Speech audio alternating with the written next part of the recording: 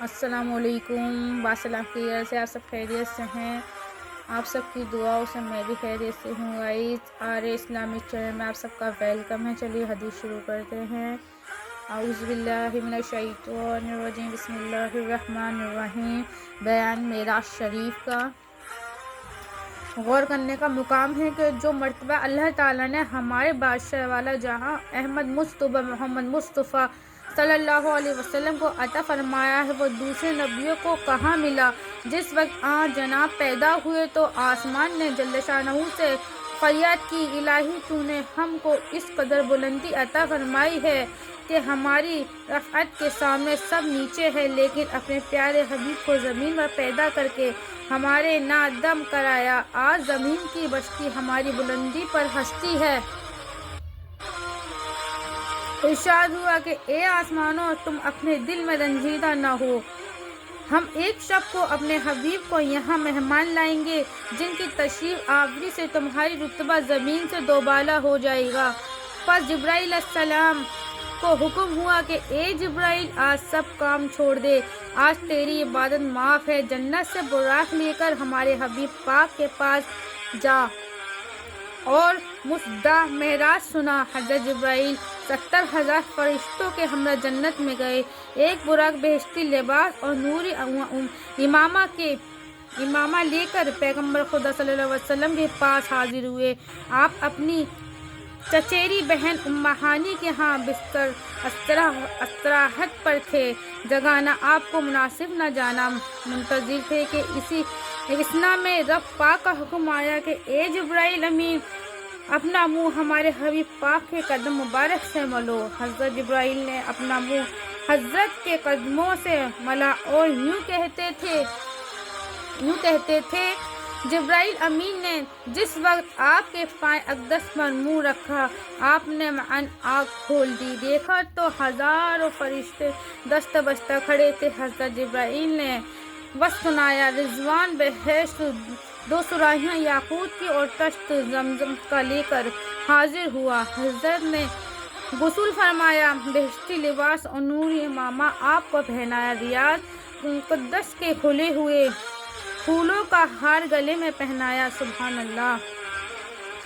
بعضاں 2 رکعت نماز شکرانہ پروردگار ادا کی اور چادر نورانی اڑائی، سبز نالینیں پاؤں میں پہنائی، یاقوت کا پٹا کمر سے باندھا اور زمرد کا عصا ہاتھ میں دیا۔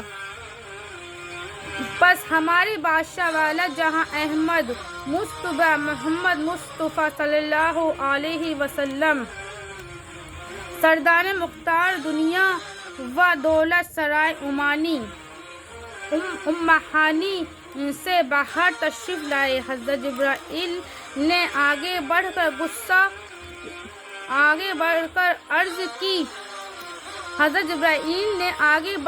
عرض کی،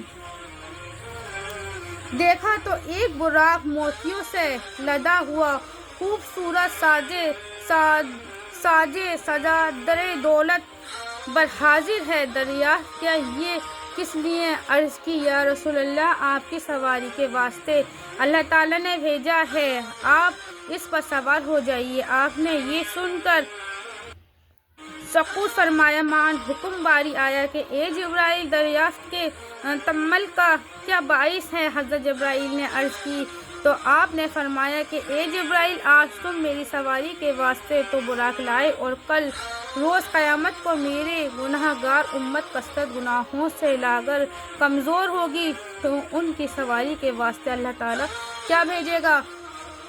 پروردگار عالم کا حکم آیا کہ اے میرے حبیب، تیری امت کے واسطے ہم نے ایک براق قیامت کے دن واسطے تیار رکھا ہے۔ بس اے امتیان حبیب خدا، تم کو شاد ہونا چاہیے کہ اللہ تعالیٰ نے تمہارا وہ مرتبہ بلند کیا ہے جو کسی دوسرے نبی کی امت کو نصیب نہیں ہوا، اور کوئی کسی کے انتظار میں بے چین ہو رہا تھا۔ غیب سے آواز آئی، بس آپ شوق سے براق پر سوار ہو گئے اور آپ کے جنوب میں 70,000 فرشتے دائیں طرف اور 70,000 فرشتے بائیں طرف ہم رکاب تھے۔ براق کے آس پاس حضرت اسرافیل و میکائیل تھے اور آگے حضرت جبرائیل کچھ ایسا کہتے تھے پس آپ آسمانوں کی سیر کرتے ہوئے 17 تک پہنچے۔ یہ مقام حضرت جبرائیل کے جانے کی آخری حد۔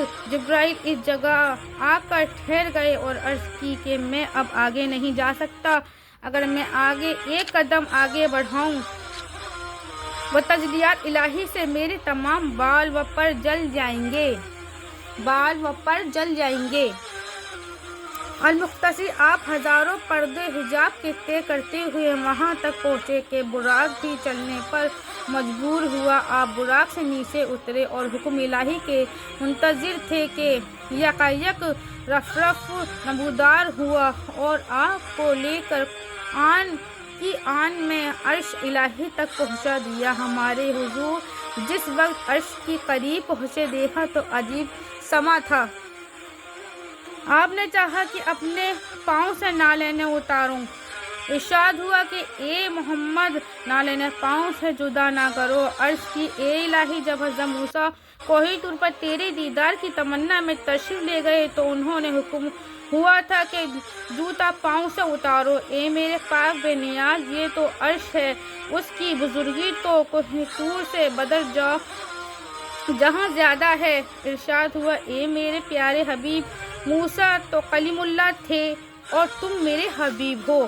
انہوں نے نالینیں جدا کرنے کا اس لیے حکم دیا تھا کہ کوہ طور کی خاک ان کی تلووں سے لگے اور ان کو ہمارے پاس آنے کے قابل بنا دے، اور تمہیں نالینیں پہننے کی یوں اجازت ہے کہ تمہاری جوتوں کی خاک عرش پر لگے۔ سبحان اللہ، تاکہ اسے